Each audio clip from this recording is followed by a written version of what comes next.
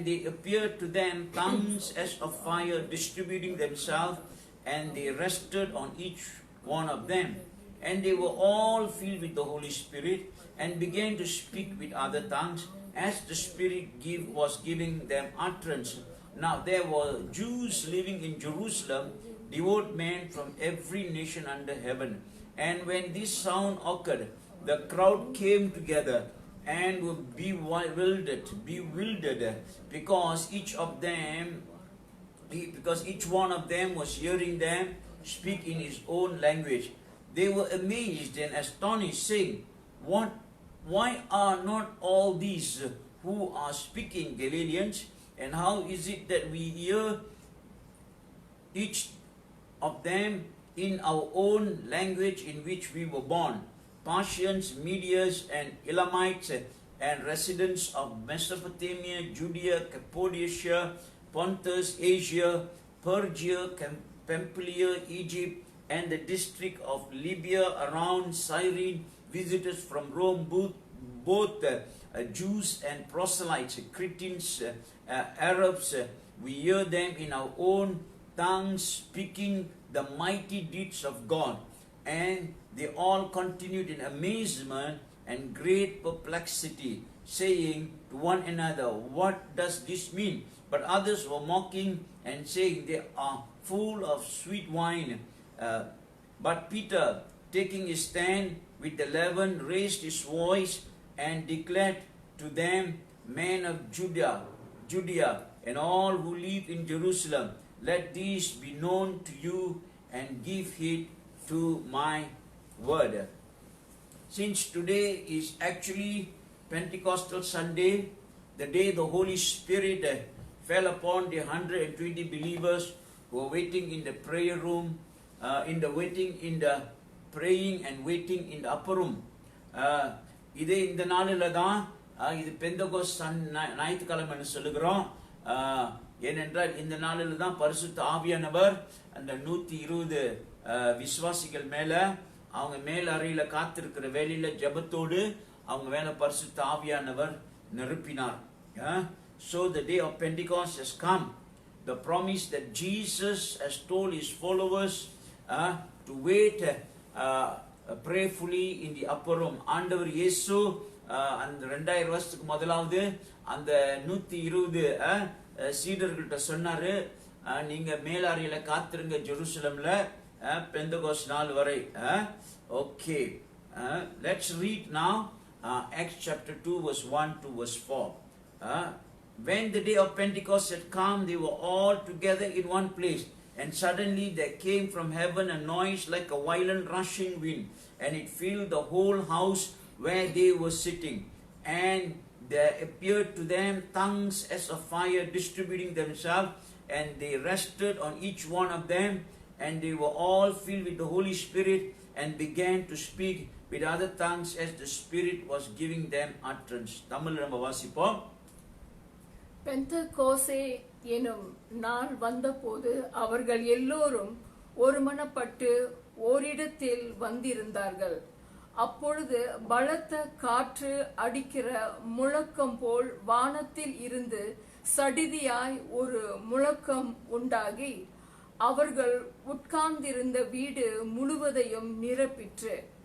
அல்லாமலும் அக்கினி மயமான நாவுகள் போல் பிரிந்திருக்கும் நாவுகள் அவர்களுக்கு காணப்பட்டு அவர்கள் ஒவ்வொருவர் மேலும் வந்து அமர்ந்தது. அவர்கள் எல்லோரும் பரிசுத்த ஆவியினாலே நிரப்பப்பட்டு ஆவியானவர் தங்களுக்கு தந்தருளின வரத்தின்படியே வெவ்வேறு பாஷைகளிலே பேச தொடங்கினார்கள். Firstly, I want you to take notice the perfect timing of the Holy Spirit coming on the day of Pentecost. முதலாவதாக பெந்தகோஸ் நாளிலே பரிசுத்த ஆவியானவர் சரியான நேரத்திலே வந்தார். Firstly, the perfect timing of the Holy Spirit. முதலாவதாக பரிசுத்த ஆவியானவர் சரியான குறிப்பிட்ட சமயத்துல நேரத்திலே நாளிலே வந்தார். அவர் ஏதோ ஒரு நாளில் வரல. ஆனா இந்த பெந்தகோஸ் என்ற நாளில், குறிப்பிட்ட நாள், அந்த நாளில் தான் அவர் பரிசுத்த ஆவியானவர் வந்தார். The Holy Spirit did not just come randomly, just in any day, but he came precisely, with precision, with accuracy. He came on the day of Pentecost. That is very, very important for you and I to understand. The Holy Spirit came at the perfect time, at the accurate time, the exact time. Why do I say this? ஏனா இப்படியாக சொல்லுகிறேன். You see, there are three most important festival for the Jewish people. யூதர்களுக்கு 3 முக்கியமான பண்டிகைகள் உண்டு. அவர்களுக்கு நிறைய பண்டிகைகள் உண்டு. ஆனா எல்லா பண்டிகையிலும் 3 பண்டிகை ரொம்ப முக்கியம். There are many festivals that they celebrate, but among all that 3 festivals are the most important festival. Firstly, the Feast of Unleavened Bread or the Passover. முதலாவது பண்டிகை புளிப்பில்லாத அப்பம் பண்டிகை, இல்லாவிட்டால் பாஸ்கா பண்டிகைன்னு சொல்லுவாங்க. பாஸ்கா பண்டிகை. Exodus chapter 12 verse 1 to 28. யாத்திரையாக 1வது அதிகாரம் 1 ல இருந்து 20 வரைக்கும் நீங்க வாசிச்சா 12வது அதிகாரம் 1 ல இருந்து 20 வரைக்கும் நீங்களா பாஸ்கா பண்டிகை, முத பாஸ்கா பண்டிகை அது ஈஜிப்திலே அவர்கள் கொண்டாடினார்கள். Firstly, the first Passover was celebrated in Egypt. Okay. Secondly, the Feast of Pentecost or the Feast of Harvest. It is called the Feast of Pentecost or Feast of Harvest, or it is also called the Feast of the Weeks.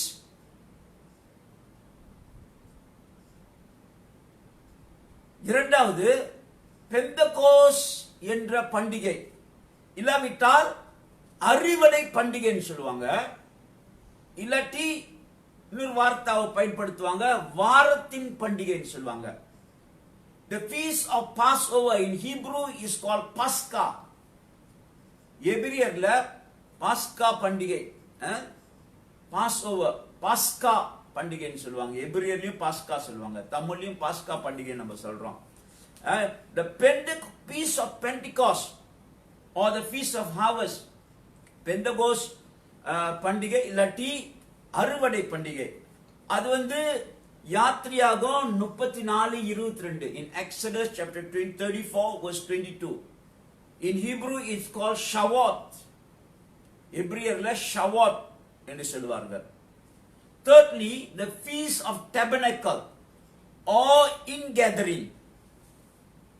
Exodus 17:1. யாத்திரையாகும் 17:1. Sukkot.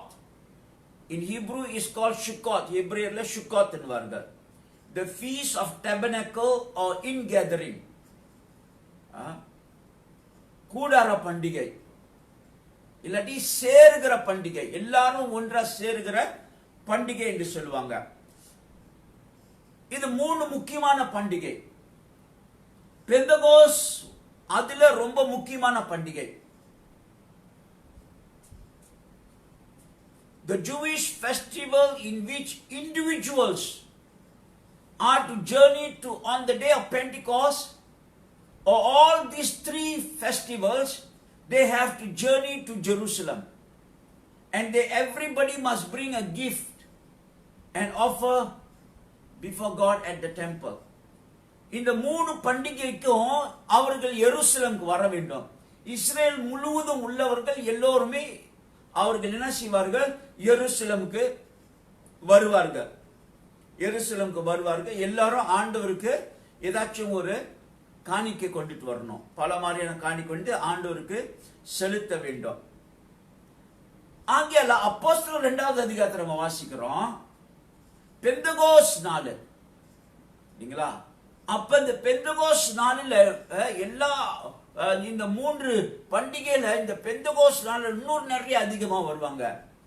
இஸ்ரேல்ல உள்ளவங்க உண்டு இல்ல, ஆனா Israel விட்டு வெளியில இருக்கிறாங்க, இல்லைங்களா? யூதர்கள், இஸ்ரேல்ல ஒண்டி யூதர்கள் அல்ல, சில யூதர்கள் பல தேசத்துல இருக்கிறார்கள் இல்லைங்களா?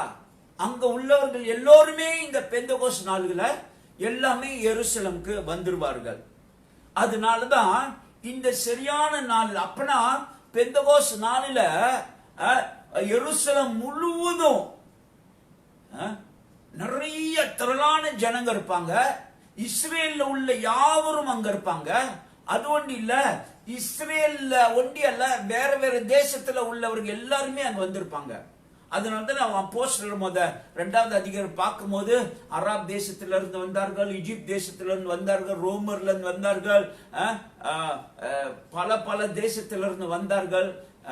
எவ்வளோ என்னென்னமோ தேசம் சொல்லுகிறது இல்லைங்களா? எல்லா தேசத்துல இருந்து வந்தார்கள். ஆண்டவர் அவர்கள் தொழுது கொள்வார்கள். சோ ஆகையால் இந்த பெந்தகோஸ்து நாள்ல அதே நாளில் பரிசுத்த ஆவியானவர் ஏன் வந்தார்னா, அதான் குறிப்பிட்ட நாள். அந்த நாளில் நிரப்பப்பட்டார்கள் 120 பேரு. அது முடிஞ்சவன இந்த 120 பேரு நிரப்பப்பட்டு அது முடிஞ்சவன பேதுரு என்ன செய்கிறாரு? பிரசங்கம் பண்ணுகிறாரு. எல்லாரும் நினைச்சாங்க, என்ன இவங்க பேசுகிறாங்க, என்ன செய்யறாங்க? சில பேர் சொல்றாங்க, இவங்க என்ன நம்ம பாஷையில பல பல பாஷையில பேசுகிறாங்களா?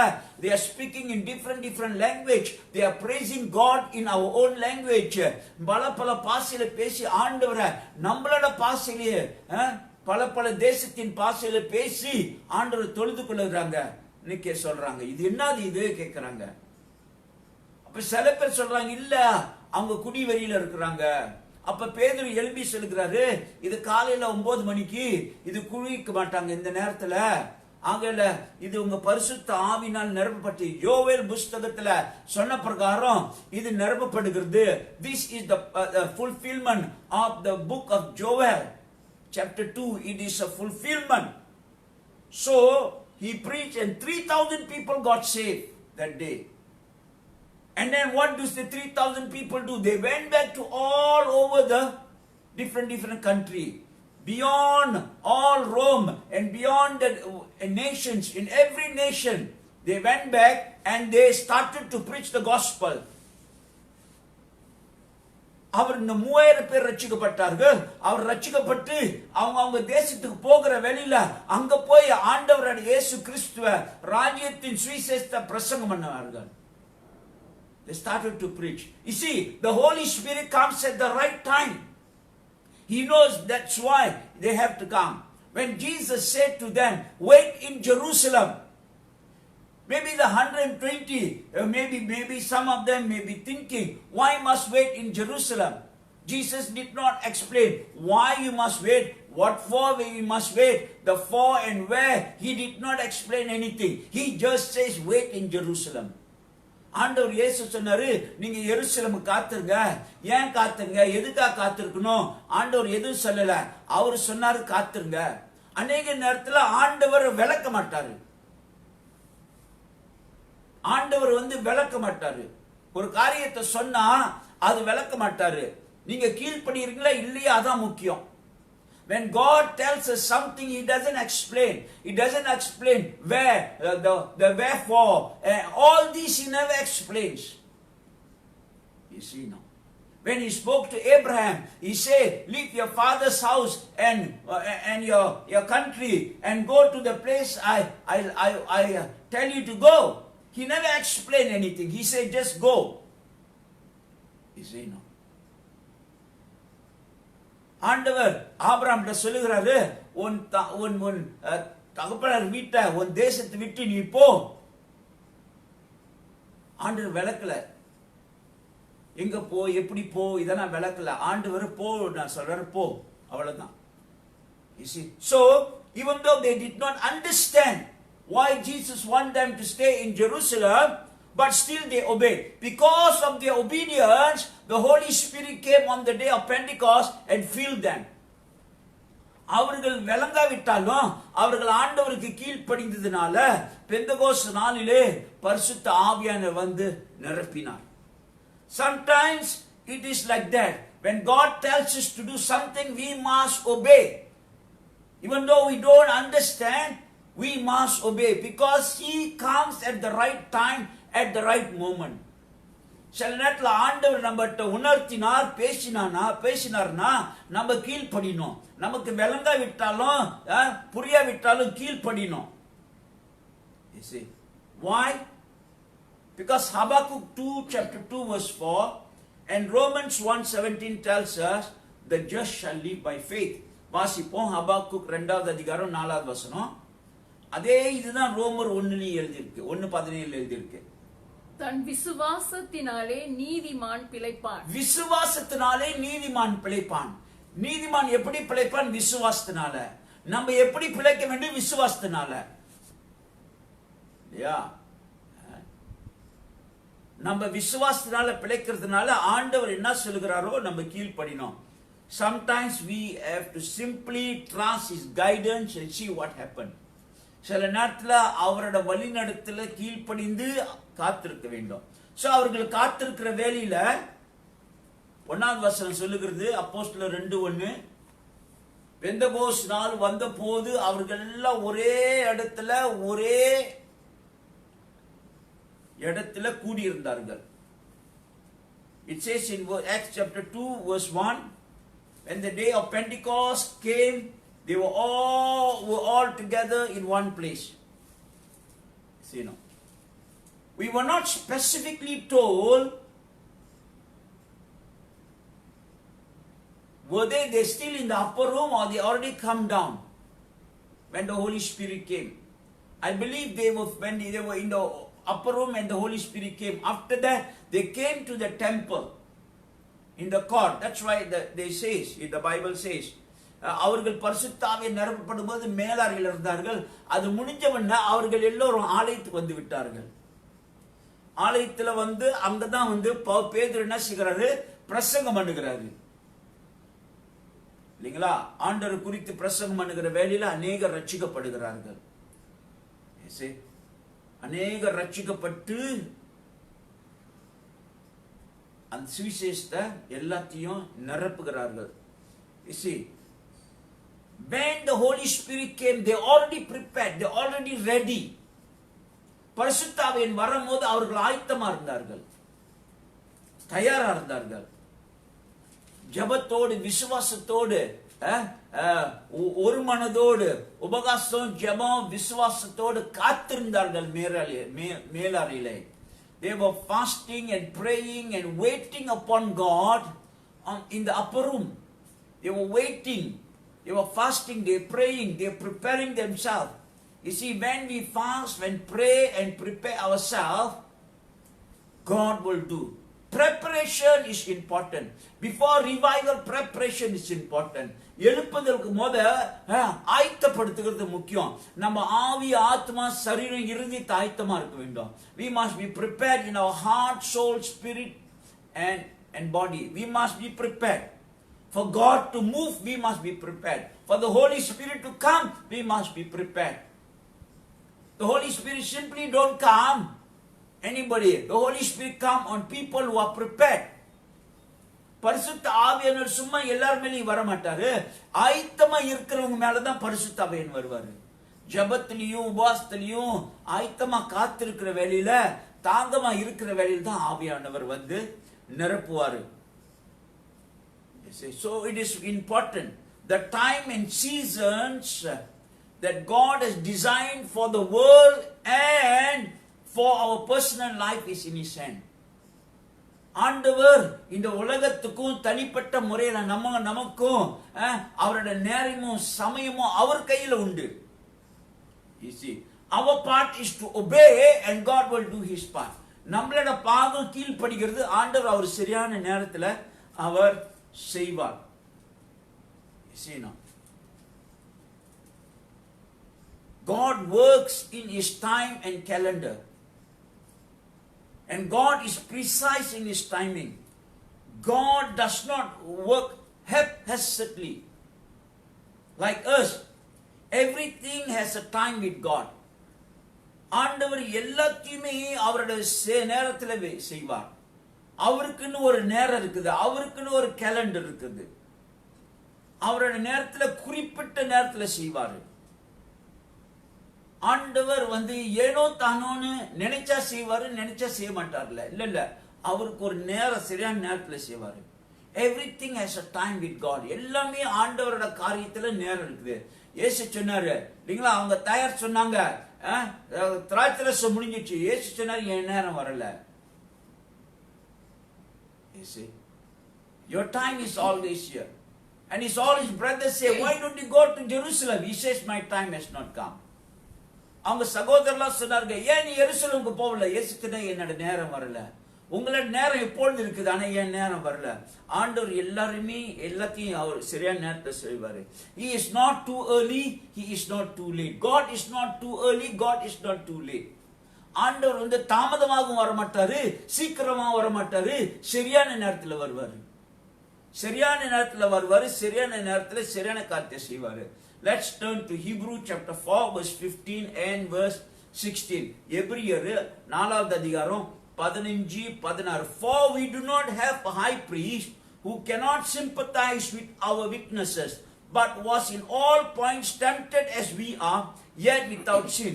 Let us therefore come boldly to the throne of grace, that we may obtain mercy and find grace to help in time of need.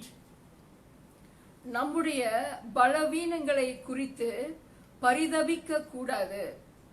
பிரதான ஆசாரியர் நமக்கு இராமல் எல்லா விதத்திலும் நம்மை போல் சோதிக்கப்பட்டும் பாவம் இல்லாதவராய் இருக்கிற பிரதான ஆசாரியரே நமக்கு இருக்கிறார்.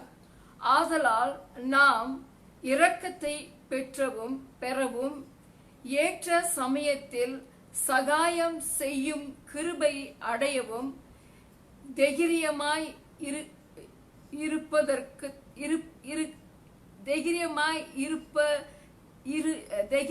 இருப்பதற்கு சேர கடவோம். சிங்காசனத்துல அப்படி இல்ல, கிருபாசனத்துக்கு தைரியமாய் கிருபாசனத்தின் அண்டையிலே சேர கடவோம். ஏற்ற சமயத்துல அந்த 16 வசனம் தமிழ்ல மீண்டும் வாசிப்போம். ஆதலால் நாம் இரக்கத்தை பெறவும் ஏற்ற சமயத்திலே, பாருங்க கவனிங்க, ஏற்ற சமயத்திலே சகாயம் செய்யும் கிருபையை அடையவும் தைரியமாய் கிருபாசனத்து அண்டையிலே சேர கடவோம். ஏற்ற நேரத்துல, ஏற்ற சமயத்துல சகாயம் பெற்றுக்கொள்ள, ஏற்ற நேரத்துல உதவி பெற்றுக்கொள்ள. You see, I want you to notice the word in verse 16, in time of need. In time, you see, God comes at the right time. You see, no? So we must be waiting for God's time. You know, He sends help exact time. சரியான நேரத்துல, ஏற்ற சமயத்துல ஆண்டவர் அவரோட உதவிய நமக்கு அனுப்புகிறார். So God does everything at the right time. எல்லாத்தையும் ஆண்டவர் சரியான நேரத்துல சரியான சமயத்துல செய்வார்.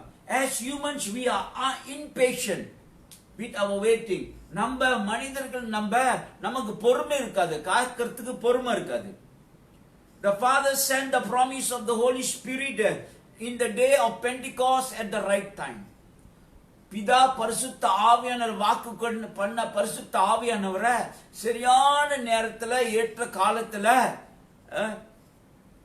பெந்தகோஸ்து நாளிலே அனுப்பினார். So the key to victory and overcoming in life is timing. வாழ்க்கையில வெற்றிக்கு திறவுகோல் நேரம், சரியான நேரம், ஆண்டவருடைய நேரம். So he knew that on the day of Pentecost there will be multitudes of people gathering in Jerusalem. ஆண்டவர் அறிந்திருந்தாரு, பெந்தகோஸ்து நாளிலே திரளான கூட்டம் எருசலேமிலே காத்திருப்பார்கள், வருவார்கள். அந்த நாளில் தான் பரிசுத்த ஆவியை ஊற்றினார், நிரப்பப்பட்டு ரட்சிக்கப்பட்டு அப்புறம் உலகம் முழுவதும் சுவிசேஷம் பரவும் என்று அவருக்கு தெரியும். சரியான நேரத்தில் வந்தார். So Pentecost is from the Greek word, means 50 days. after 50 days. பெந்தகோஸ்ட்னா என்னன்னா 50 நாள் முடிந்தவன. இயேசு 50. பெந்தகோஸ்ட்னா 50. பெந்தகோஸ்ட் means 50. இயேசு உயிர்த்தெழுந்து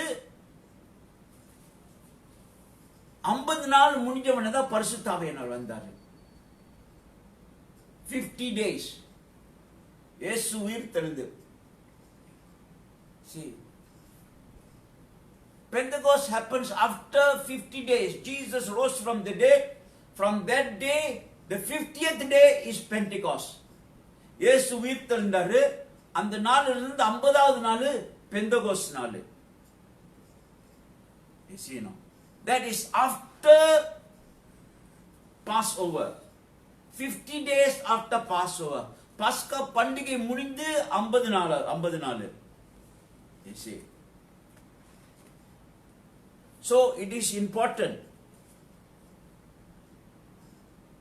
That is, they gathered, they will bring the harvest. It is also called the festival of harvest. அது அறுவடை நாட்கள் என்று சொல்வார்கள். ஆகையால அந்த மொத கனிய அவர்கள் ஆண்டவருக்கு கொடுப்பார்கள். மொத கனிய இல்லைங்களா? 1 கொரிந்தியர் 15:20 நம்ம வாசிக்கிற வேளையில சொல்லப்படுகிறது, இயேசு கிறிஸ்துவே உயிர்த்தெழுந்த மொத கனி என்று. 1 கொரிந்தியர் 15:20. But now Christ is risen from the dead and has become the first fruit of those who have fallen asleep. கிறிஸ்துவே மரித்தோரிலிருந்து எழுந்து நித்திரை அடைந்தவர்களில் முதற் பலனானார். முதல் பலன், முதல் கனி, உயிர்த்தெழுந்த முதல் கனி. அப்ப பெந்தகோஸ்து நாளிலே அவர்கள் அந்த முதல் கனியை அவர்கள் கொடுப்பார்கள். இல்லைங்களா? இதெல்லாம் நீங்க லேவிய புஸ்தகத்துல நீங்க வாசிக்கலாம். 23, 15, 17 வரைக்கும் வீட்டுல போய் வாசிச்சு பாருங்க. If you read in Leviticus chapter 23 verse 15 to 17, it explains after the day of Sabbath, 50 days after the day of Sabbath, will be the day of Pentecost. பாஸ்கா பண்டிகை முடிஞ்சவன 50 நாள் முடிஞ்சவன பெந்தகோஸ்ட் நாள். பாஸ்கா பண்டிகை அன்னைக்கு தான் இயேசு கிறிஸ்து அவர் சிலுவையிலே அறைய பண்ணப்பட்டார். He is our Passover. இயேசு கிறிஸ்துவே நம்மளோட பாஸ்கா பண்டிகை. பாஸ்கா இல்லைங்களா? இதெல்லாம் நம்ம படிச்சு அதனால தான் முக்கியம். எல்லாமே நேரம், சரியான நேரம். இந்த பாஸ்கா சரியான நேரம். இயேசு சரியான நேரத்துல அறையப்பட்டாரு. இயேசு பரிசுத்த ஆவியான சரியான நேரத்துல. எல்லாமே timing. God at the timing is accurate. You see, no, God's timing is accurate. எல்லாமே ஆண்டவர் சரியான குறிப்பிட்ட நேரத்துல செய்கிறாரு. எல்லாமே அர்த்தம் உண்டு. இந்த பண்டிகை எல்லாமே அர்த்தம் உண்டு. அந்த பண்டிகை சும்மா கொண்டாட முடியாது, சரியான நேரத்துல கொண்டாடணும். That talks about God works in time. Everything has time in God's calendar. You see, we must understand. நம்ம அறிந்து கொள்ளணும், ஆண்டோட காரியத்துல எல்லாமே பரிசுத்த சரியான நேரத்துல ஆண்டவர் செய்வார், ஆவியானவர். இல்லைங்களா? அதனால தான் நம்ம வாசிக்கிறோம். அப்போஸ்தலர் 1:8 வாசிப்போம். அப்படி இருக்க நம்மில் அவரவர்களுடைய ஜென்ம பாஷைகளிலே இவர்கள் அப்போஸ்தலர் 1:8 Acts 1:8. But you will receive power when the Holy Spirit comes upon you, and you will be my witness in Jerusalem and in all Judea and Samaria and to the ends of the earth. பரிசுத்த ஆவி உங்களிடத்தில் வரும்போது நீங்கள் பலன் அடைந்து எருசலேமிலும் யூதேயா முழுவதிலும் சமாரியாவிலும் பூமியின் கடைசி பரியந்தமும் எனக்காக சாட்சிகளாய் இருப்பீர்கள் என்றார். I want you to listen very carefully. I said the day of Pentecost, the feast of Pentecost, is also called the feast of the harvest. நான் உங்களுக்கு சொன்னேன், பெந்தகோஸ் பண்டிகை அதே பண்டிகைய அறுவடை பண்டிகைன்னு கூட சொல்லுவாங்க. சோ பழைய ஏற்பாடுல பெந்தகோஸ் பண்டிகை கொண்டாடினாங்களா, அது அறுவடை பண்டிகை. So the Holy Spirit is came on the day of Pentecost. The Holy Spirit is poured on the day of Pentecost. Why? For the harvest of souls. That is the number one reason. Because the Pentecost means harvest, the feast of harvest. Therefore, the Holy Spirit is firstly given not just for us to speak in tongues alone, but the real reason the Holy Spirit is given, we read in Acts chapter 1, verse 8, but you will receive power when the Holy Spirit comes upon you, and you will be my witness in Jerusalem and Judea and Samaria and to the ends of the world. You see, the reason the Holy Spirit was given is for the harvest of souls. பரிசுத்த ஆவியானவர் பெந்தகோஸ்து நாளிலே கொடுக்கப்பட்டது, ஊத்தினார் இல்லையா? பெந்தகோஸ்து நாள்னா அறுவடை நாள், அறுவடை பண்டிகை. அப்ப பரிசுத்த ஆவியானவர் ஏங்க ஆண்டவர் கொடுத்தார் நமக்கு? சும்மா அந்நிய பாஷையில பேசுறது கொண்டே இல்ல, அதுக்கு மேலாக பரிசுத்த ஆவியானவர் கொடுத்த காரணமே அறுவடைக்காக. அதனாலதான் அப்போஸ்தலர் 1:8 நம்ம வாசிக்கிறோம், நீங்கள் பரிசுத்த ஆவியானவர் வருகிற வேளையில் நீங்க வல்லமை பெற்றுக் கொள்ளுங்க, எனக்காக நீங்கள் சாட்சியா இருப்பீங்க. எருசலேம்ல, யூதியால, சமாரியால, உலக கடைசி பரியந்தம் எனக்காக நீங்கள் சாட்சியா இருப்பீங்க. என்னத்துக்கு சாட்சி? சாட்சின்னா என்னது? நீங்க பிரசங்கம் பண்ணுவீங்க, சுவிசேஷத்தை பிரசங்கம் பண்ணணும். ஆகையால பரிசுத்த ஆவியானவர் கொடுக்கப்பட்ட காரணம் என்னத்துக்குங்க? ஆத்மா ஆதாயத்துக்கு, ஆத்மா அறுவடைக்கு. The Holy Spirit was given for the harvest of souls. Yes, the Holy Spirit is given for us to live holy and many things. There are many reasons the Holy Spirit is given. But the primary reason the Holy Spirit is given so that we can become witness, that we can become soul winners. We'll become, so that we can harvest souls. That is the main reason.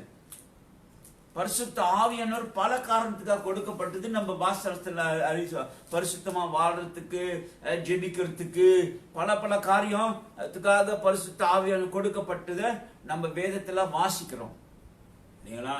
உதவி செய்கிறாரு. ஆனாலும் காரணம், முக்கியமான காரணம், மூல காரணம் பரிசுத்த ஆவியானவர் கொடுக்கப்பட்டது நம்ம வாசிக்கிறோம் அப்போஸ்தலர் 1:8. அவருக்காக சாட்சியா இருக்க முடியாத, சாட்சினா அவருக்காக பிரசங்கம் பண்ண முடியாத, சுவிசேஷத்தை பிரசங்கம் பண்ண, அறுவடை செய்ய. இயேசு கிறிஸ்துவே அறுவடை, கனி. அப்ப கனியை யாரு பெற்றுக்கொண்டார்? அந்த அப்போஸ்தலர்கள் பெற்றுக்கொண்டார்கள். The first fruit was experienced by the apostles. The first harvest was the apostles. அறுவடை அப்போஸ்தலர்கள். அதனாலதான் we must understand the Holy Spirit is given for evangelization. You see now, the day of Pentecost is for evangelization. That's on the day of Pentecost itself 3,000 people got saved. அதனால பெந்தகோஸ்து நாளிலே 3000 பேர் ரட்சிக்கப்பட்டார்கள். 3000 அறுவடை, 3000 ஆத்மாக்கள் அறுவடை செய்யப்பட்டது.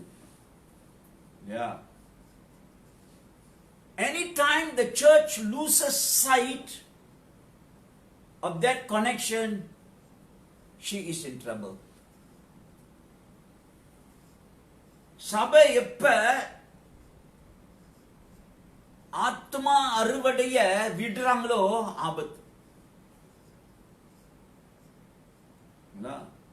The church must be connected always with preaching the gospel, with winning soul, with evangelizing. சபை எப்பொழுதுமே அறுவடையில ஈடுபட்டு கொண்டே இருக்கணும். ஆத்மா அறுவடை, ஆத்மாவை அறுவடைக்கு, ஆத்மா சுவிசேஷத்தை சொல்லுகிறது, பிரசங்கம் பண்ணுகிறது, நம்மளோட சாட்சியம் சொல்லுகிறது. சரிங்களா? இதை விட்டு நம்ம விலக கூடாது. என்னைக்கு இதை விட்டு விலகுறோம், we already derailed, we already distracted. நம்ம என்றைக்கு இதை விட்டு விலகுறோமோ திசை விட்டு போயிட்டோம். You see now. So the church main purpose, function is to win soul. You see. சபையோட முதல் நோக்கு என்னன்னா ஆத்மா அறுவடை செய்யும். The Holy Spirit is born on the day of Pentecost for the harvest of souls. பரிசுத்த ஆவியானவர் பெந்தகோஸ்து நாளிலே ஊற்றப்பட்ட காரணம் என்னத்துக்குன்னா ஆத்மா அறுவடைக்கு. We are empowered by the Holy Spirit. We witness. நம்ம பரிசுத்த ஆவியானவரால நிரப்பப்பட்டு பலன் கொடுத்து ஆத்மா ஆதாயப்படுத்துறதுக்கு பலன் கொடுக்கிறாரு. That's the express purpose of the baptism of the Holy Spirit. நீங்களா பரிசுத்த ஆவியால நிரப்பப்படுகிற காரணம் அதுக்கு தான். That is why we must always have the burden of our souls. அதனால எப்போதுமே ஆத்மா பாரம் இருக்கிறவங்களா இருக்க வேண்டும். We must continually pray for the harvest of souls. எப்பொழுதுமே ஆத்மாவுக்காக ஜெபிக்கணும். We must continually be a witness of Christ by sharing the gospel of the good news. எப்பொழுதுமே நம்ம சுவிசேஷத்தை பிரசங்கம் பண்ணணும். We must it must be in our heart, it must be our heartbeat, because that is the heartbeat of Jesus Christ. அது நம்மளுடைய இதய துடிப்பா இருக்கணும். ஏனென்றால் அதான் ஆண்டவர் இயேசுவின் இதய துடிப்பு. இல்லையா? சோ பரிசுத்த ஆவியானவர் சரியான நேரத்தில் வந்தார். The Holy Spirit came at exact time. Secondly, the precise manifestation of the Holy Spirit. Secondly, the precise manifestation of the Holy Spirit. இரண்டாவது குறிப்பிட்ட பரிசுத்த ஆவியின் வெளிப்படுத்தல்.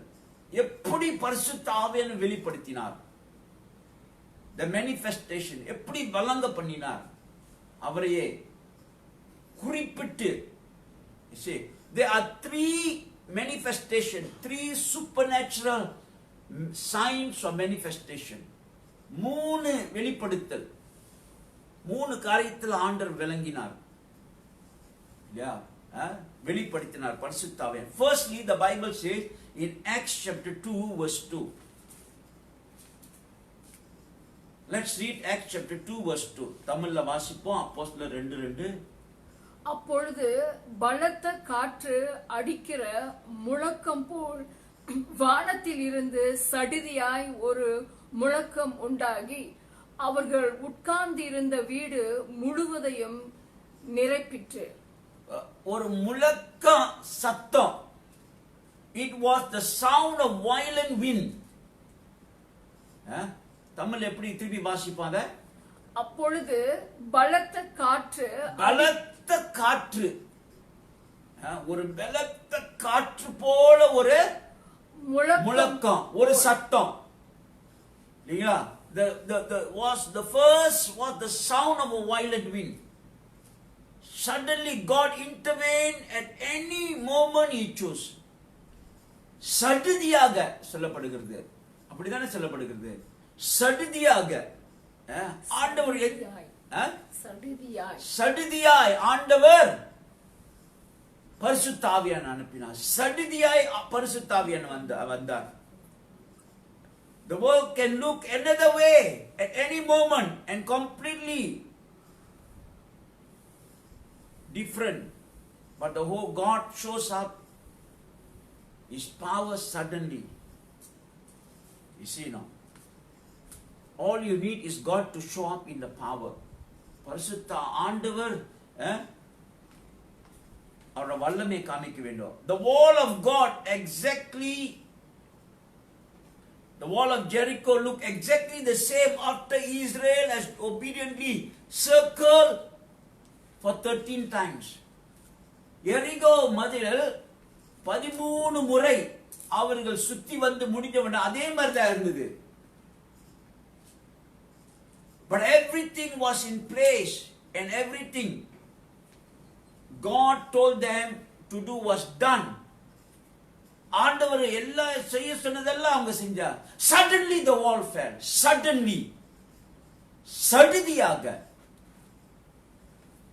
அந்த மதில் எல்லாம் விழுந்தது. You see, never forget the possibility of the suddenliness of God. Suddenliness of God. Suddenly from God in our life. சடுதியாக அதை மறந்துடக்கூடாது. ஆண்டவர் நம்ம வாழ்க்கையில சடுதியாக செய்ய முடியும். You see, never forget, அதை மறந்துடக்கூடாது. சடுதியாக ஆண்டவர் வருவார், சடுதியாக செய்ய முடியும். Suddenly the Holy Spirit. அது சும்மா ஒரு காற்று அல்ல, தெரியுங்களா? காற்று போல சடுதியான ஒரு சத்தம், ஆனா காற்று அல்ல. ஆனா பரிசுத்த ஆவியின் பிரசன்னம் காற்றாக வந்தார். அது நீங்களும் நானும் பார்க்கிற காத்து வீசுற அந்த காத்து அல்ல. பரிசுத்த ஆவியின் பிரசன்னம் காற்றாக வந்தார். It is the Holy Spirit that came like a mighty wind, a violent wind. When the wind came, there was a sound. அந்த காற்று வருகிற வேளையில ஒரு சத்தமும் வந்தது. Why there was sound? Because God want to attract the attention of the people outside. ஏங்க அந்த சத்தம்? காற்று வருகிற வேளையில ஏன் சத்தம்? ஏன் தெரியுங்களா? ஆண்டவர் ஜனங்களோட கவனிப்ப எழுப்புகிறார். அந்த சத்தத்தை கேட்டவன எல்லாரோட கவனிப்பும் எழுப்பப்பட்டது. God suddenly caught the attention. Everybody was doing their own things, but so God suddenly caught the attention. திடீர்னு, you see now, God know how to get our attention. God knows how to get attention. We can do anything, but God know how to get your attention. உலகம் எல்லாம் நல்லா தாங்க ஓடிட்டு இருந்துச்சு. திடீர்னு corona வந்தது, எல்லாரும் எழுப்பிட்டாங்க. திடீர்னு வந்தது. He get our attention. If God want to get attention, He know what to do. நம்மளோட கவனத்தை அவர் பக்கம் திருப்பணும்னா அவருக்கு என்ன செய்யணும்னு ஆண்டவருக்கு தெரியும், இல்லையா? இந்த கொரோனா வந்தவன எல்லாரும் எழுப்பி கர்த்தரை நோக்குறாங்க, இப்ப ஜெபிக்கிறாங்க, இல்லையா? உங்களோட கவனத்தை எப்படி திருப்பணும்னு அவருக்கு தெரியும். நம்மளோட கவனத்தை எப்படி திருப்பணும்னு அவருக்கு தெரியும். நம்ம நினைக்கிறோம் நம்ம பாட்டுக்கு வாழ்க்கை வாழ்றோம், நம்ம வாழ்க்கைய வாழ்வோம், நம்ம பாட்டுக்கு செய்வோம்னு. அவர் பேசி பேசி பார்ப்பாரு, சொல்லி சொல்லி பார்ப்பாரு. நம்ம பாட்டுக்கு இருந்தோம், ஒரு ஏதாச்சும் அனுப்பி கவனத்தை திருப்பினாரு, அப்பதான் எழும்புவோம்.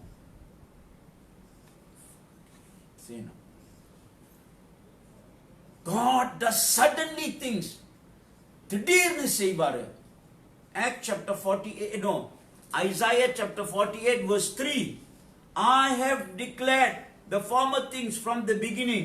They went forth from my mouth, and I caused them to hear it. Suddenly I acted, and they came to pass. Suddenly I acted, and it came to pass. ஏசாயா 48:3 வசனம் வாசிப்போம். பூர்வ காலத்தில் நடந்தவைகளை ஆதி முதல் அறிவித்தேன். அவைகள் என் வாயிலிருந்து பிறந்தன. அவைகளை வெளிப்படுத்தினேன். அவைகளை சடுதியாய் செய்தேன். அவைகள் நடந்தன.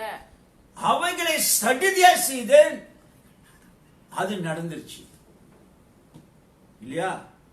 மலாகாய் chapter 3 verse 1. Malchijah 3:1. Behold, I send my messenger, and he will prepare the way before me, and the Lord whom you seek will suddenly come to his temple. Even the messenger of the covenant, in whom you delight, behold, he is coming, says the Lord of hosts. இதோ நான் என் தூதனை அனுப்புகிறேன், அவன் எனக்கு முன்பாய் போய் வழியை ஆயத்த பண்ணுவான். அப்பொழுது நீங்கள் தேடுகிற ஆண்டவரும் நீங்கள் விரும்புகிற உடன்படிக்கையின் தூதனும் ஆனவர் தம்முடைய ஆலயத்துக்குள் தீவிரமாய் வருவார். தீவிரமாய் வருவார். இதோ வருகிறேன் என்று சேனைகளின் கர்த்தர் சொல்லுகிறார். தீவிரமாய் வருவார். ஆங்கிலத்தில் சொல்லப்படுகிறது சடிதியா வருவார். அவருடைய ஆலயத்துக்குள்ள ஆண்டவர் சடிதியா வருவார். I want to prophesy to all of you this morning. இந்த காலவேளையில நான் தீர்க்க தரிசனமா உங்களுக்கு உரைக்கிறேன். தீர்க்க தரிசனமா சொல்லுகிறேன். Suddenly the Lord will manifest himself to you. சடிதியா, திடீரென்று ஆண்டவர் அவரையே உங்க மத்தியில வெளிப்படுத்துவார். அதான் சொல்லப்படுகிறது. ஆலயத்துக்குள்ளே சடிதியா வருவார், தீவிரமாய் வருவார், திடீர்னு வருவார். God will come into his church. God will come into his temple. God will come into his house. Suddenly he will come. Violently he will come. So we will be shocked. I prophesy that the Lord will suddenly appear to you while you are praying before him. Oh, like he did to Isaiah. நான் உங்களுக்கு தீர்க்க தரிசனமா சொல்லுகிறேன். ஆண்டவர் சடிதியாக, தீவிரமாக, திடீர்னு உங்க மத்தியில வெளிப்படுவார். நீங்கள் ஏசாயா போல அவர் மத்தியில காத்திருக்கிற வேளையில திடீர்னு வருவார். ஏசாயா காத்திருந்தாரு ஆண்டவர் சமூகத்துல. ஆண்டவர் அவர் வெளிப்பட்டார். Suddenly he will take you in the spirit. Suddenly, like John the beloved, suddenly God took him in the spirit. He was in the spirit. Jeremiah, God took him in the spirit. He was in the spirit. Ezekiel, God took him in the spirit. He was in the spirit. Suddenly, சடிதியாக ஆண்டவர் உங்களை ஆவியிலே எடுத்துருவார். யோவான், அப்போஸ்தலன் யோவான் எப்படியாக சடிதியாக ஆவியிலே எடுக்கப்பட்டாரோ அதே போல சடிதியாக ஆண்டவர் எடுப்பாரு. எசேக்கியேல சடிதியாக ஆவியில ஆண்டவர் கொண்டு போனாரு. ஓ எரேமியாவை சடிதியாக. அதே போல ஆண்டவர் நமக்கு செய்ய முடியும். I want you to believe. Suddenly he will give you an open vision. சடிதியாக, திடீர்னு ஆண்டவர் நமக்கு ஒரு தரிசனம் கொடுப்பாரு. திடீர்னு அவரோட குரல் நமக்கு கேட்கும். திடீர்னு அவரோட சத்தம் நம்ம கேட்க முடியும். Suddenly he will bless you. Amen. Suddenly he will prosper you and I. Amen. Suddenly he will send the revival in our life, in our church. Amen. சடிதியாக ஆண்டவர் ஆசீர்வதிப்பார். திடீர்னு ஆசீர்வதிப்பாரு. திடீர்னு உங்களை உயர்த்தி உங்களை எண்ணி உயர்த்துவார். திடீர்னு ஆண்டவர் சபைக்குள்ள அவரோட எழுப்புதல் அனுப்புவார். அவரோட அக்கினி அனுப்புவார். அவர் பரிசுத்த ஆவியான அனுப்புவார். Suddenly he will open the door, new door. சடிதியாக, திடீர்னு புது வாசலை திறப்பார். Amen. Suddenly he will heal and deliver you. Amen. சடிதியாக, திடீர்னு ஆண்டவரோட கரம் நம்ம மேல வந்து நம்மளை சுகப்படுத்தி விடுதலாக்க முடியும். Amen. Suddenly he will bless you with a husband or wife. Who knows? Suddenly he will bless you with a husband and wife who are not married. சடிதியாக, திடீர்னு திருமணம் பண்ணாதவர்கள் மத்தியில ஆண்டவர் உனக்கு ஒரு கணவன் அனுப்புவார், உனக்கு ஒரு மனைவி அனுப்புவார். யார் கண்டா சடீர் அனுப்புவார். Prophesy, I prophesy. தீர்க்க தரிசனமாக சொல்கிறேன்.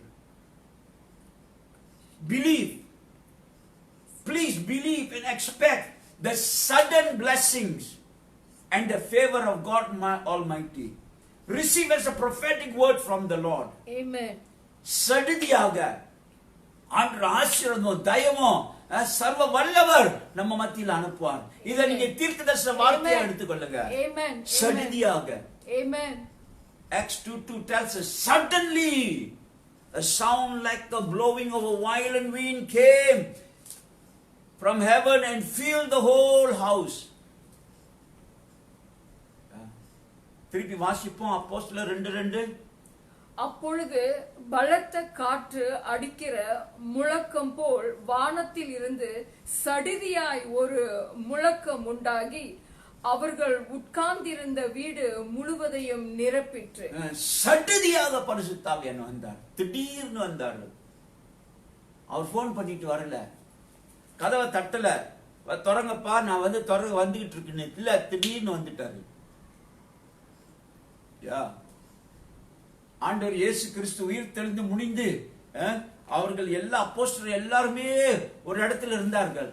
அறையில இருந்த ஒரு வீட்டில் இருந்த கதவெல்லாம் பூட்டியிருந்தார்கள். சடுதியாக இயேசு உள்ள வந்தார்.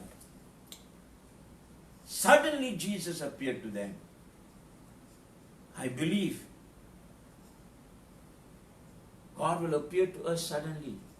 Amen. Suddenly He will bless. Amen. Suddenly He will do things. Amen. Amen. Suddenly things will change. Amen.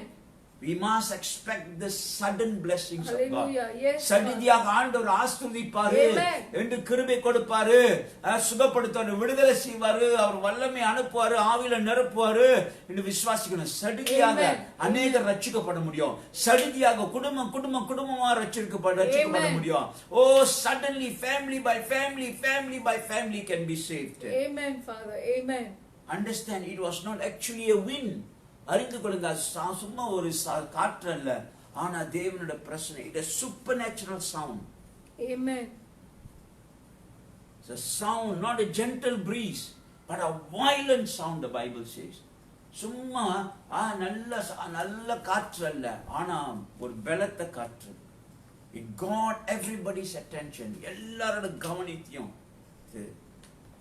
When God wanted to get attention, Job's attention, He did the same thing. ஆண்டவர் யோபோட கவனத்தை அவர் பக்தி இழுக்கிறதுக்கு அதே தான் செய்தார். யோபு 38:1 வாசிப்போம் பாருங்க. Job 38 verse 1 says God answered Job out of a whirlwind. அப்பொழுது கர்த்தர் பெரும் காற்றில் இருந்து யோபுக்கு உத்தரவாக, பெரும் காற்றில் இருந்து. You see, Elijah was taken into heaven in a whirlwind. 2 King 2:11 we read. எலியா காற்றிலே, சுயல் காற்றிலே பரலோகத்துக்கு எடுத்துக்கொள்ளப்பட்டார். Of course, the Holy Spirit is a symbol. The wind is a symbol of the Holy Spirit. அங்கே காற்று பரிசுத்த ஆவியின் சின்னம், அடையாளம். In John chapter 3 verse 8, Jesus said to Nicodemus, He said, the wind blows wherever it blows. You hear its sound, but you cannot tell where it comes from or where it goes. So is everyone who is born of the Spirit. ஆண்டவர் இயேசு சொல்லுகிறாரு நிக்கோடேமஸ் கிட்ட, காத்து எங்க விருப்பப்படுகிறதோ அங்கெல்லாம் அடிக்குது.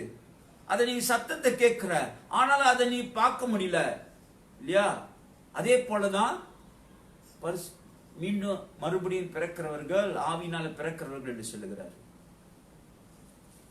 The second manifestation, இரண்டாவது அடையாளம். It seems to like a tongues of fire, verse 3, Acts chapter 2 verse 3. And then there appeared to them divided tongues as of fire, and one sat upon each one of them. அல்லாமலும் அக்கினிமயமான நாவுகள் போல் பிரிந்திருக்கும் நாவுகள் அவர்களுக்கு காணப்பட்டு அவர்கள் ஒவ்வொருவர் மேலும் வந்து அமர்ந்தது. பரிசுத்த ஆவியானவர் சத்த காத்து போல வந்தது திடீர்னு. அப்புறம் பார்த்தா அக்னியாக வந்துருச்சு. அந்த காற்று அக்னியாக, அக்னி, ஒரு பெரிய அக்னி. அப்புறம் அந்த அக்னி என்ன செஞ்சு பிரிந்து நாவு ஷேப்ல. It became a big fire, and the fire then divided into small shapes of tongue and rested upon each one of them. ஒரு பெரிய அக்னி வந்தது. அந்த அக்னி பிரிந்து நாவு ஷேப் தமிழ் என்ன சொல்லுவாங்க, வடிவத்துல இல்லையா? நாவு வடிவத்துல அப்படியே பிரிந்து ஒவ்வொரு மேலையும் தலை மேலே இறங்கினார் என்று வேதம் சொல்லுகிறது. Again, this is actually not fire.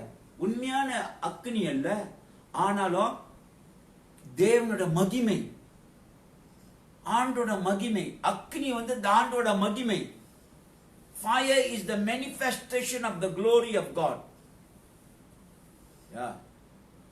They saw something that looked like a mass of flames appeared to the whole group. But then he divided.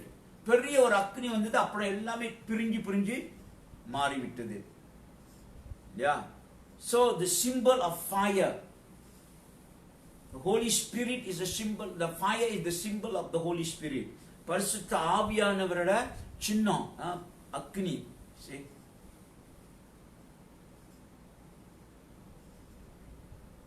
You and I must understand, with one fire you can burn, a little fire you can burn a forest. நீங்கள் நான் அறிந்து கொள்ளணும், ஒரு சின்ன நெருப்பால அக்னினால ஒரு காட்டையை எரிச்சிடலாம். The Holy Spirit in one person can influence many other person. The fire of the Holy Spirit from one person can influence many other person. பரிசுத்த ஆவியானவர் அக்னி ஒரு ஆள் மேல இருந்துச்சுன்னா அது பல பேரை பாதிக்க முடியும். You see now. Philip got the fire from God and he went to Samaria and the whole city was in fire. Philip வந்து அவருக்குள்ள தேவ அக்னி இருந்தது. அவர் சமாரியாவுக்கு போனாரு.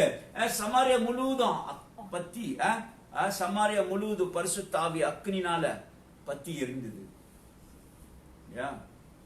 பவுல் எங்கெங்க போனாரோ அங்கெல்லாம் தேவ அக்னிய அவர் நிரப்பினார். Fire is a common evidence of God's presence in the Old Testament. அக்னி வந்து பழைய ஏற்பாடுல தேவ பிரசன்னம் வரப்பன அக்னி நம்ம பார்க்கிறோம். When God appeared to Moses in a burning bush. ஆண்டவர் மோசே கிட்ட வெளிப்படும் போது எப்படிங்க வெளிப்பட்டாரு? ஒரு அக்னி செடியில வெளிப்பட்டார். ஒரு செடி அக்னியா எழுந்தது. He led Israel in the pillar of fire. இஸ்ரவேல் எப்படி வழி நடத்துறாரு? அக்னி ஸ்தம்பம். Elijah went up to heaven in the chariot of fire. எலியா பரலோகத்துக்கு எப்படி போனாரு? அக்னி ரதத்துல போனாரு. Mount Sinai burned with fire when God's presence came. Sinai மலை அக்னியாக எரிந்தது ஆண்டவரோட பிரசன்னம் வருகிற வேளையில. You see, Exodus 19:17 to 19 we read. யாத்திராகமம் 19:17 வரைக்கும் வாசிக்கிறோம். You see, so on the day of Pentecost the fire came as a sign. The wind came as a sign. They are powerful attention getters. அக்னியும் காற்று இது ரெண்டு முக்கியம். ஏன் தெரியுங்களா? அதுதான் கவனத்தை செலுத்தும். தெரியுங்களா? ஒரு ஃபயர் இன்ஜின் போச்சுன்னா, ஒரு பொம்பா போச்சுன்னா எல்லா கவனமும் அங்கதான் போவோம். ஏன்னா அக்னி எங்கே எரியுதுன்னு அர்த்தம். ஒரு பலத்த காத்தடிச்சு மரங்கள்லாம் அப்படியே மரம் விழுந்துச்சுன்னா எல்லாரும் கவனம் எடுக்கும். அப்ப காற்றும் அக்னியும் என்னத்தை செய்யும்? கவனத்தை தூண்டி விடும். The fire and wind, strong wind, always get our attention. So if God wants to get our attention, He knows what to do. And you must also know what to expect. You see now. இந்த corona புயல் போல காற்று போல வந்தது இல்லையா? எல்லாரும் ஆடி போயிருக்கிறாங்க. You see. So it is important to recognize. Thirdly, the third sign is speaking with other tongues. மூன்றாவது அடையாளம் அவர்கள் அந்நிய பாஷையிலே பல பாஷையிலே பேசினார். 4வது வசனம் அப்போஸ்தலர் 2:4. All of them were filled with the Holy Spirit and began to speak in other tongues as the Spirit gave them utterance. அவர்கள் எல்லோரும் பரிசுத்த ஆவியினாலே நிரப்பப்பட்டு ஆவியானவர் தங்களுக்கு தந்தருளின வரத்தின்படியே வெவ்வேறு பாஷைகளிலே பேசத் தொடங்கினார்கள். You see, the fact that all were filled with the Holy Spirit is significant.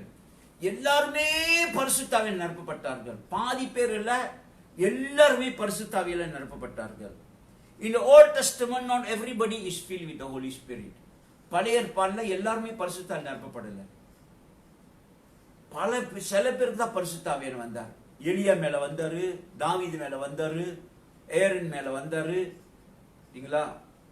ஆண்டவர் தேர்ந்தெடுத்தவங்க மேல வந்தாரு. பழைய ஏற்பாடுல எலியா மேல, ஏரன் மேல, தாவீது மேல, சில பேர் மேல வந்தாரு. ஆனா புதிய ஏற்பாடுல நம்ம எல்லாருமே பரிசுத்த ஆவியினால நிரப்பப்பட முடியும். எல்லாருமே நிரப்பப்பட முடியும். அப்போஸ்தலர் 2:39 வாசிப்போம். Acts chapter 2 verse 9. The promise is for you and your children and for all who are far off, all who the Lord our God will call. Acts chapter 2 verse 39. அப்போஸ்தலர் 2:39. வாக்குத்தத்தமானது உங்களுக்கும் உங்கள் பிள்ளைகளுக்கும் நம்முடைய தேவனாகிய கர்த்தர் வரவழைக்கும் தூதரில் உள்ள யாவருக்கும் உண்டாய் இருக்கும் என்று சொல்லி, எல்லாருக்கும், தூரத்துல உள்ளவங்க, கிட்ட உள்ளவங்க எல்லாருக்குமே பரிசுத்த ஆவியானவர் நமக்கு கொடுக்கிறாரு. பரிசுத்த ஆவியான the promise, you see, so significant. God is anointing his people everywhere by the Holy Spirit. You see, God is anointing by the Holy Spirit. You see, it is interesting, these two signs of fire and wind is not repeated again in Acts. It is interesting, the two signs, the wind and the fire, is not repeated in the book of Acts. The first time there was wind and fire, the sound of wind and fire. Then later we see all were filled with the Holy Spirit. There were no sign of wind or no sign of fire. நீங்க ஒரு காரியம் கவனிக்க வேண்டும். பெந்தகோஸ் நாளிலே பரிசுத்த ஆவியானவர் வருகிற வேளையில ரெண்டு அடையாளம் இருந்தது. பலத்த காற்று, அக்னி, இந்த ரெண்டு அடையாளம். அப்புறம் அது முடிஞ்சோம்னா நீங்க அப்போஸ்தலரை வாசிக்கிற வேளை தொடர்ந்து புதிய ஏற்பாடுல இந்த காற்றும் இந்த அக்னியும் இந்த அடையாளம் காணப்படல. வேற இடத்துல பரிசுத்த ஆவியால நிரப்பப்படுகிறாங்க. ஆனாலும் இந்த அக்னியும் இந்த காற்றும் காணப்படல, இந்த அடையாளங்கள். ஆனா ஒரு அடையாளம் காணப்பட்டது. திருப்பி திருப்பி திருப்பி ஒரு அடையாளம் என்னன்னா அந்நிய பாஷையில பேசுகிற. But the prophetic sign of tongue is repeated over and over again. அடுத்தது இந்த பரிசுத்த ஆவியினால நிரப்பப்பட்ட அந்நிய பாஷையில பேசுகிற இந்த அடையாளம் தொடர்ந்து தொடர்ந்து நிரப்பப்பட்டது, காணப்பட்டது. So the feeling of the Holy Spirit and speaking in tongue continued, but the sign of wind and fire did not continue. I want you to notice that. You see, Peter identified the tongue as a prophetic utterance. The Holy Spirit gave utterance, the Bible says. What is the word utterance? அவர்கள் பரிசுத்த ஆவியானவர், அந்த வசனத்தை வாசிப்போம். 3ஆம் வசனம், அப்போஸ்தலர் 3 வாசிப்போம். 4வது வசனம் 2-4 வாசிப்போம். அவர்கள் எல்லோரும் பரிசுத்த ஆவியினாலே நிரப்பப்பட்டு ஆவியானவர் தங்களுக்கு தந்தருளின வரத்தின்படியே வெவ்வேறு பாஷைகளிலே பேச தொடங்கினார்கள். வரத்தின் பிரகாரம், utterance, தமிழ்ல வரத்தின் பிரகாரம் சொல்லப்படுகிறது இல்லையா? utterance, ஆண்டவர் அவங்களுக்கு கொடுக்கப்பட்ட வரத்தின் பிரகாரம் பேசினார்கள். They spoke as the Holy Spirit gave them utterance, the prophetic utterance. The word utterance means frequency code. What does utterance means? Utterance means frequency code and specific in nature. Specific in nature, frequent code. இந்த வரன்றது அவங்களுக்கு கொடுக்கப்பட்ட வரத்தினால இந்த வரன்றது நம்ம ஆவியின் வரம் இருக்குது, ஈவு இல்ல. வரம் வந்து அது அந்த அர்த்தம் இல்ல, அந்த வரம் இல்ல தெரியுங்களா, அந்த அர்த்தம் இல்ல. யா, சுகப்படுத்துகிற வரம், ஞானத்தின் போதிக்கிற வரம், இந்த இங்க உள்ள வார்த்தை வரன்றது அந்த அர்த்தம் இல்ல. வரம் வரம் அங்க என்ன என்றால் frequency, போல அலைவரிசை, போல அலைவரிசை இல்லைங்களா, frequency code. அப்பனா இந்த அலைவரிசையில ஒரு ஒரு ஒரு ஒரு அந்த பாஸ்வேர்ட் போல அது. It is like a code, like a password. அலைவரிசை பாஸ்வேர்ட், the frequency password. குறிப்பிட்ட இல்லையா? அப்புறம் நம்ம அந்நிய பாஷை பேசும்போது அந்த அந்நிய பாஷையில ஏதோ ஒரு செய்தி இருக்குது தெரியுங்களா, ஏதோ ஒரு ரகசியம் இருக்குது, ஏதோ ஒரு செய்தி இருக்குது.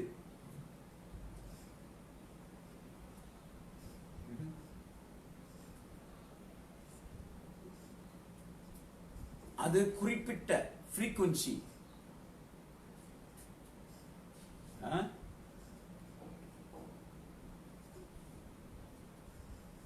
frequency, அலைவரிசை இல்லைங்களா? இப்ப அதனால தான் அந்நிய பாஷை வந்து is a frequency code from heaven. The tongues is a frequency code from heaven.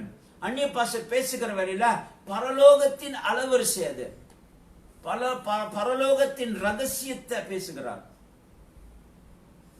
அதனாலதான் ஆண்டவர் சொல்லுகிறாரு, மனுஷனுக்கு அது விளங்காது, சாத்தானுக்கு விளங்காது, ஆண்டவருக்கு விளங்கும். நமக்கு கூட அது விளங்க வேண்டும். As we grow and mature, as we speak in tongues, the Holy Spirit must give us interpretation. நம்ம அந்நிய பாஷையில பேச நம்ம ஆவிக்குள்ள வளர என்ன அந்நிய பாஷையில பேச பரிசுத்தாவை அந்த மொழிபெயர்த்தல் கொடுக்கணும் தெரியுங்களா? அந்த அந்நிய பாஷையில ஒரு ரகசியம் உண்டு, ஒரு வார்த்தை உண்டு, ஒரு என்னதான் நம்ம பேசுறோம், ரூகா பாலாமா ஷக்கா பாபா, என்ன அதுல அந்த அர்த்தம் இருக்கு, அந்த மொழிபெயர்த்தல் அதான் அர்த்தம். அதுல ஒரு ரகசியம் உண்டு, அதுல ஒரு வார்த்தை உண்டு, அதுல தேவனுடைய சித்தம் உண்டு. So as we pray and pray until we receive the utterance, pray until you receive the meaning of the utterance. அந்நிய பாஷையில ஜெபிக்கிற வேளையில அந்த அந்த அந்த வரத்தின் அர்த்தம் என்னன்னு அறிந்து கொள்ள வேண்டும். சும்மா பேசிக்கிட்டே ஒண்டி இருக்கிறது இல்ல, ஒரு காலகட்டத்தில் அறிந்து கொள்ள வேண்டும். You see, number 3, the people reaction to the Holy Spirit. When the Holy Spirit came on the day of Pentecost, what was the reaction of the people? பரிசுத்த ஆவியானவர் பெந்தெகோஸ்து நாளிலே வருகிற வேளையில அங்க உள்ள ஜனங்களோட மறு உத்தரவு என்னது? 5வது வசனம் வாசிப்போம். அப்போஸ்தலர் 2:5 வசனம். வானத்தின் கீழ் இருக்கிற சகல தேசத்தாரிலும் இருந்து வந்த வேத பக்தி உள்ள யூதர்கள் அப்பொழுது எருசலேமிலே வாசம் பண்ணினார்கள். பல பேர் எருசலேமிலே வாசம் பண்ணினார்கள். There are all kinds of people there. There are all kinds of people were there. There are two kinds of reaction from the crowd. Two kinds of reaction. ரெண்டு மாதிரியான மறு உத்தரவு வந்தது. ஜனங்கள் மத்தியிலிருந்து ரெண்டு மாதிரியான மறு உத்தரவு வந்தது. Some were receptive. They recognized that God is doing something.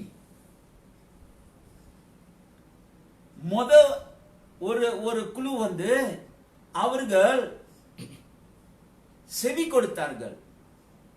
ஆண்டவர் ஏதோ செய்கிறார் என்று செவி கொடுத்தார்கள்.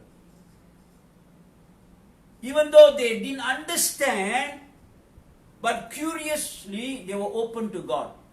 அவர்களுக்கு விளங்காவிட்டாலும் ஆண்டவருக்கு திறந்த மனதோடு இருந்தார்கள். Acts chapter 2 verse 12. Amazed and perplexed, they asked one another, what does this mean? அப்போஸ்தலர் 2:12. எல்லாரும் பிரமித்து சந்தேகப்பட்டு இது என்னமாய் முடியுமோ என்று ஒருவரோடு ஒருவர் சொல்லிக் கொண்டார்கள். சில பேர் பிரமித்தார்கள், சில பேர் சந்தேகப்பட்டார்கள். ஒரு குழு பிரமித்தார்கள், ஒரு குழு சந்தேகப்பட்டது. One group was amazed and others were perplexed. You see, when God does something we don't fully understand, ஆண்டவர் சில காரியம் செய்யும்போது நமக்கு அறியாது. You see, no, there is one group that is amazed. They were open, they are willing. They say, what is this? When Peter preached, they believe and they receive the Holy Spirit. They believe and receive. They were teachable, they were humble. You see. And 3,000 of them got saved. 3,000 people who were receptive. 3,000 people believed. 3,000 people were teachable, humble. 3000 பேர் சரியான மறு உத்தரவு கொடுத்து ஆண்டவரை ஏற்றுக்கொண்டார்கள், அதை நம்பினார்கள், விசுவாசித்தார்கள். But others were resistant. சில பேர் எதிர்த்தார்கள். 13வது வசனம். மற்றவர்களோ இவர்கள் மதுபானத்தினால் நிறைந்திருக்கிறார்கள் என்று பரியாசம் பண்ணினார்கள். மித்தர்கள் பரியாசம் பண்ணினார்கள். You see, every time is like that. When God moves, some will believe, some will not believe. ஆண்டவர் அசைவாடினாரா, சிலர் விசுவாசிப்பாங்க, சிலர் விசுவாசிக்க மாட்டாங்க. சிலர் எதிர்ப்பாங்க, சிலர் கீழ்ப்படிவாங்க. You see, so it is important how we respond. When God moves, how do we respond? ஆண்டவர் அசைவாடுகிற வேளையில் நம்ம என்ன மறுவுத்தரவு கொடுக்கிறோம்? உடனே கீழ்ப்படுகிறோமா, இல்ல சந்தேகப்படுகிறோமா, நடக்குமா நடக்காதா? சபையின் மத்தியிலே இது நடக்குது, கிறிஸ்தவ மத்தியிலே இது நடக்கும். எல்லா கிறிஸ்தவங்களும் உடனே நம்பிட மாட்டாங்க இல்லையா? கிறிஸ்தவ மத்தியிலே சந்தேகம் உண்டு. அவிசுவாசிகள் சந்தேகப்படுகிறது அது ஒண்ணு, கிறிஸ்தவர்கள் சந்தேகப்படுகிறது அது ஒண்ணுன்னு. அப்ப when the Holy Spirit moves, our heart must be open to receive. So those who believe got saved. Those who did not believe, they were condemned. யார் விசுவாசித்தோரோ ரட்சிக்கப்பட்டார்கள், யார் விசுவாசிக்கவில்லையோ அவர்கள் நியாய தீர்க்கப்பட்டார்கள். You see, the Holy Spirit, when he comes at the right time. பரிசுத்த ஆவியானவர் வருகிற வேளையில சரியான நேரத்துல ஆண்டவர் வருவாரு. அவர் சடிதியாக வருவாரு. He comes with signs, he comes with wonders. அவரு அடையாளத்தோடு வருகிறாரு. இல்லைங்களா? So we must believe. So in this day, I believe today is Pentecost. We believe God, Holy Spirit can move powerfully. இன்னைக்கு பெந்தகோஸ்ட் நாளில பரிசுத்த ஆவியானவர் நம்ம மத்தியில அசைவாடும்படியாக எல்லோரும் கொஞ்ச நேரம் எழும்பி எல்லோரும் ஜெபம் பண்ணுவோம். ஓ, அந்த பெந்தகோஸ்ட் நாளிலே வந்தது போல பரிசுத்த ஆவியானவர் வரும்படியாக, சடீர்னு ஆண்டவர் சடிதியாக நம்மளை இன்றைக்கு ஆசீர்வதிக்கும்படியாக, சடிதியாக நிரப்பும்படியாக, சடிதியாக சுகப்படுத்தும்படியாக. Let the Holy Spirit suddenly bless you, suddenly heal you, suddenly deliver you, suddenly bless you and anoint you. சடிதியாக திடீர்னு ஆண்டவர் அபிஷேகப்படுத்தும்படியாக, சுகப்படுத்தும்படியாக, விடுதலைப்படுத்தும்படியாக, உன்னை அழைக்கும்படியாக, ஆசீர்வதிக்கும்படியாக, உமக்கு நீ நினைக்காத காரியங்களை செய்யும்படியாக. அவர்கள் நினைக்கல எப்படி ஆவியானவர் வருவாருன்னு நினைக்கல. இயேசு சொல்லி இருந்தாரு, ஆனா அவங்களுக்கு தெரியல எப்படி வருவார் ஆவியானவர். ஆனா சடிதியாக வந்தாரு. சடிதியாக மல்கியால வாசிக்கிறோம், ஆண்டவர் சடிதியாக அவருடைய ஆலயத்துக்குள்ள வருவார். செய்வாரு. அதனால தான் நம்ம எப்போதுமே ஆயத்தமா இருக்கணும். ஒவ்வொரு ஆராதனையிலும் ஆயத்தமா இருக்கணும். Oh, we must be ready in every service, because suddenly in Malachi chapter 3 tells us, suddenly the Lord will appear. Oh, the Lord will appear. Amen, Father. Oh, in his temple, and when he appears with fire, the Bible says. அவர் வருகிற வேளையில் அக்கினியோடு வருகிறாரு. அக்கினியோடு வருகிறாரு. Hallelujah. Rabba baba baba shande. I believe that you must prophetically receive that word. God will bless us suddenly. Suddenly things will happen. Suddenly God will bless you. Suddenly things will happen. You and I, oh, God can do abundantly, above more than we can ask or think of, according to the power that works within us. ஆண்டவர் நம்ம கேட்கிறதுக்கு மேலாக, அதிகமாக மேலாக செய்ய முடியும். Now God is able to do exceedingly abundantly above all that we think or ask of, according to the power that works within us. அவர் வேதம் சொல்லுகிறது, இப்ப அவர் செய்ய வல்லவர். நம்ம கேட்கிறதுக்கு வேண்டுகிறதுக்கோ அதிகமாகவும் மேலாகியும் ஆண்டவர் செய்ய வல்லவர். God can do suddenly. Oh, let's believe the sudden blessing of God. Suddenly he is going to open the door. Suddenly he is going to do things. Suddenly. Oh, we can do so many things. Suddenly. Oh, Rabba baba baba baba shaka. Oh, sudden blessing. I am praying, I am believing for all of us to receive a sudden blessing. Oh, suddenly God is going to bless you. Prophetically I pray, prophetically I speak for Gateway City Church and all of our sons and daughters, all our children. We believe, everybody connected to us, we believe in the name of Jesus that suddenly something is going to happen. Oh, நான் விசுவாசிக்கிறேன். Oh, திடீர்னு சடிதியாக, ஆண்டவர் நம்மளை ஆசீர்வதிப்பாரு. சடிதியாக கதவு திறப்பாரு. இங்கிருந்தோ வரும் சடிதியாக பொருளாதார ஆசீர்வாதம் வரும். நீங்க நினைக்காத இடத்துல இருந்து பணம் வரும். நீங்க நினைக்காத இடத்துல இருந்து ஆசீர்வாதம் வரும். நினைக்காத இடத்துல கதவு திறக்கப்படும். நினைக்கே இல்ல உங்களுக்கு பதவி திடீர்னு கொடுக்கப்படும். திடீர்னு ஆசீர்வதிக்கப்படும். Oh, Rabba Baba Shande. Oh, even in marriage, suddenly marriage will take place. Suddenly God will bless you with a husband, with a wife. Oh, even with children. Who knows? Suddenly God will bless. Oh, Rabba Baba Baba suddenly. திடீர்னு ஆண்டவர் ஆசீர்வதிக்க முடியும். திடீர்னு ஆசீர்வதிக்க முடியும். ஓ, கணவர் கொடுத்து ஆசீர்வதிக்க, மனைவியை கொடுத்து ஆசீர்வதிக்க, பிள்ளைகளை கொடுத்து ஆசீர்வதிக்க முடியும். ஒரு வீடை கொடுக்க முடியும், ஒரு நிலத்தை கொடுக்க முடியும், ஒரு ஆசீர்வாதத்தை கொடுக்க முடியும், ஒரு கட்டடத்தை கொடுக்க முடியும். திடீர்னு ஆண்டவர் சடிதியாக ஆண்டவர் கொடுக்க முடியும். திடீர்னு ஆண்டவர் ஆசீர்வதிக்க முடியும். திடீர்னு ஆண்டவர் உனக்கு வெளிப்படுத்த முடியும்.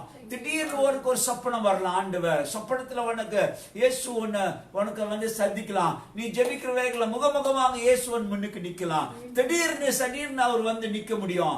ஓ, ஆலயத்துல வர முடியும். அக்னி எழுப்புதல் எல்லாமே எதுவுமே நடக்கலாம். சடிதியாக. Oh, suddenly. That is the word that caught me as I was preparing the message. One word that caught me so deeply, impacted me deeply was suddenly. ஒரு வார்த்தை, நான் இதை ப்ரிப்பேர் பண்ணிக்கிட்டு இருக்கிற ஆயத்தம் பண்ணுகிற வேலையில ஒரு வார்த்தை என்ன அதிகமாக அழுத்தப்பட்டது என் உள்ளத்துல. சடிதியாக என்ற வார்த்தை. சடிதியாக. ஓ, Raaga Baba Baba Baba ரேமலாலாலா மஹாந்தி. Holy Spirit, come upon us. Come upon us this morning. Oh, fall on us, Holy Spirit. Fall on us as you fall on the day of Pentecost. Pentecost நாளிலே விழுந்தது போல எங்கள் மேலே விழுவோம், எங்களை நிரப்பும். அக்கினினால அக்கினிமயமாக நாவுகள் நிரப்பட்டும். Oh, we believe, Father. Oh, Rabba Kasaka Baba Baba Baba Baba Shande. Oh, suddenly God will take you to heaven. Who knows? He will take you in the spirit. Oh, and like John, you will meet Jesus face to face. All things are possible. சடிதியாக ஆவியிலே ஆண்டவர் எடுத்துக்கொள்ள முடியும். ஓ, ஆவியானவர் எடுத்துக்கொள்ள முடியும். யோவான் எடுத்தது போல ஆவியிலே எடுத்துக்கொள்ள முடியும்.